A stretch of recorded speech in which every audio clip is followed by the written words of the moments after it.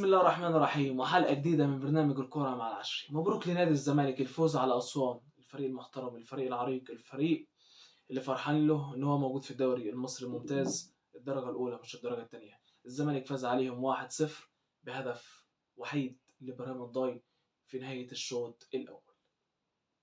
ثم مصطفى شلبي عمل اسيست للجزيري جون تاني، والحكم لغاه بتاع التسلل، معرفش ازاي او التسلل حسبه ازاي مش عارف الصراحه. والجون التالت لاحمد سيد زيزو حسب تسلل، وتسلل صحيح على احمد سيد زيزو.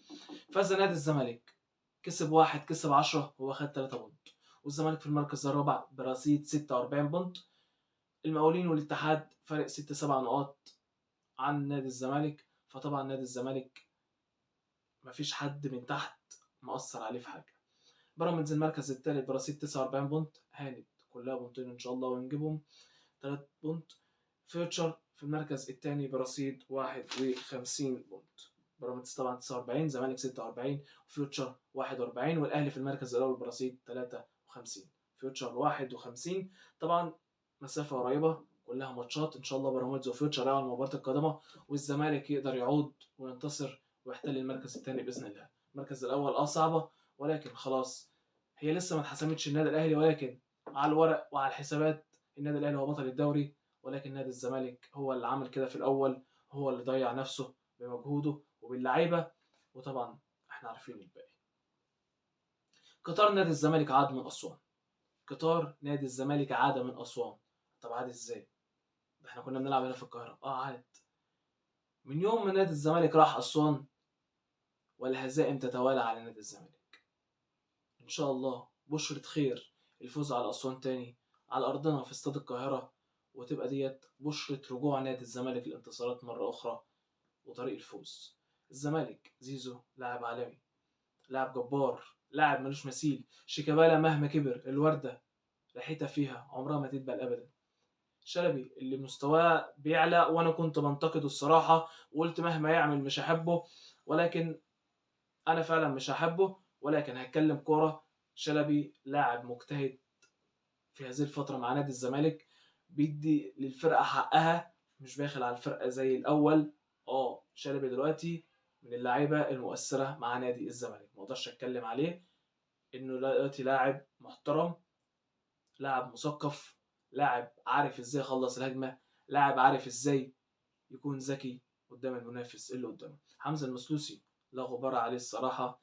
نص الملعب اللي لسه فيه مشكلة، أنا يعني الصراحة نفسي رؤى يريح شوية كده، زي ما خدنا قرار إن عمر جابر ما عادش لاعب، ناخد قرار إن رؤى كمان ما عادش يلعب. معرفش كمان شايل الكابتن عليه، ولكن ده قرار ما اقدرش اتكلم فيه من مجلس الاداره او الجهاز الفني، طبعا مدير الكره كابتن عبد الواحد او كابتن مدحت عبد الهادي او طبعا المدرب اسوريو. النهارده فوز نادي الزمالك في الطايره رجال ونساء، وفوز نادي الزمالك النهارده في اليد في البطوله الاهم كاس الكؤوس الافريقيه على النادي الاهلي في صاله الامير عبد الله فيصل، في صاله النادي الاهلي الامير عبد الله فيصل، صاله النادي الاهلي بجزيره الزمالك.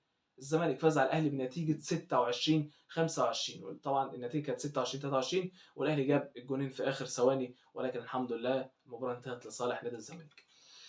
نقطه هتكلم فيها، شفتم لما خليتوا حد من ولاد النادي يمسك الفرقه ايه اللي حصل؟ باقل الامكانيات تقدر تكسب، وده اصلا مكانك الطبيعي.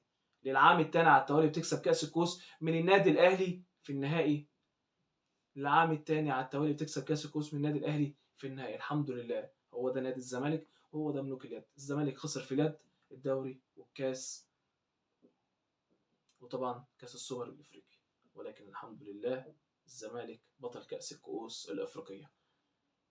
فرصه نعيد امجادنا ونظبط ورقنا للبطوله من اول وجديد للدوري الجديد، صفقات كويسه، وان شاء الله نرجع احسن وارقى من الاول ونكتسح البطولات العام القادم باذن الله.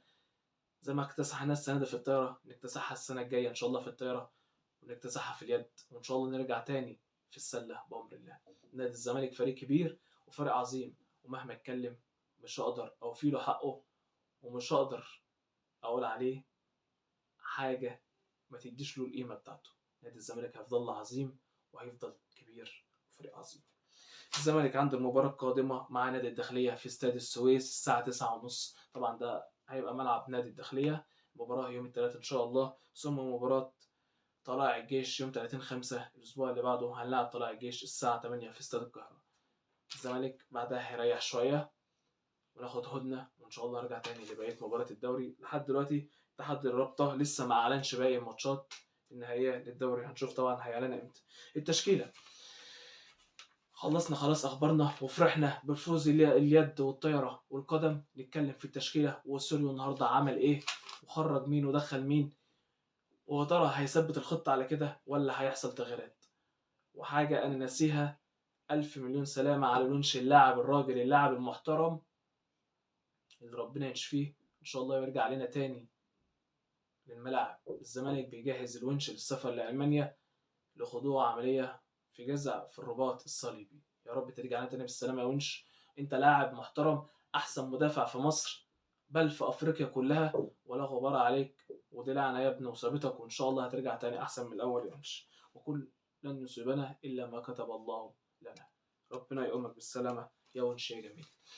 تشكيلة أسوريو 3-4-3. صبحي في حراسة المرمى، وصبحي خلاص ثبت رجله في حراسة نادي الزمالك. خط الدفاع حسام عبد المجيد، حمزة المسلوسي، والشاب حاتم سكر. وبمناسبة حاتم سكر، أحمد فتوح هيسافر هو كمان مع الونش لألمانيا، طبعا لأنه عنده مشاكل في الركبة وآلام في الظهر، فإن شاء الله ربنا يسترها على أحمد بن الفتوح ويرجع طبعا بالسلامة ويعود لمكانته الطبيعية تاني في نادي الزمالك ويشترك كابتنه مرة أخرى.